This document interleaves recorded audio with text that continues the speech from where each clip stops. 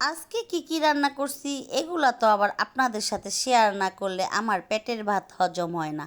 আজকে যা রান্না করছি এগুলো আপনাদের সাথে শেয়ার করি। এগুলা আমাদের জামাইয়ের বোর দুজনের পছন্দের খাবার। যাই হোক, আসসালামু আলাইকুম, সবাই কেমন আছেন? আমার ছোট ছেলেটা দেখেন, ও মাদ্রাসা থেকে চলে আসছে। আসতে আসতে দুষ্টামি করে, দুষ্টামি করতে করতে গরমে ঘাইমা যাইয়া কি অবস্থা করে সেটা আপনারাই দেখেন। যাই হোক, সবাই কেমন আছেন? আমাদের জন্য একটু দোয়া করবেন। আজকে রান্না করতেছি পাট শাক।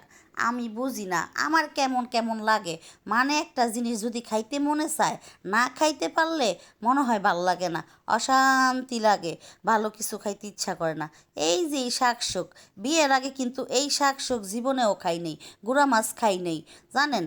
কিন্তু এই বিয়ার পরে এডি খাইতে মন চায়, কির লিগা কইতে পারেন কোন তো? কিন্তু আমার বাচ্চারা খায় না। এটা বিয়ের আগে সব মেয়েদের এই সমস্যাটা থাকে। আমরা কখনোই বিয়ের আগে এই শাক শোক খাই নাই, আমাদের বাপ মারা এগুলা খাওয়ায় নাই, তাই আমরা খাই নাই। এখন জামাই সংসারে আইয়া এগুলা খাওয়াইতাছি। দেখেন জামাইরে কত সুন্দর করে রাইন্দা বাইরা খাওয়াইতাছি। এমন কইরা সবাই জামাইরে রাইন্দা খাওয়াইবেন।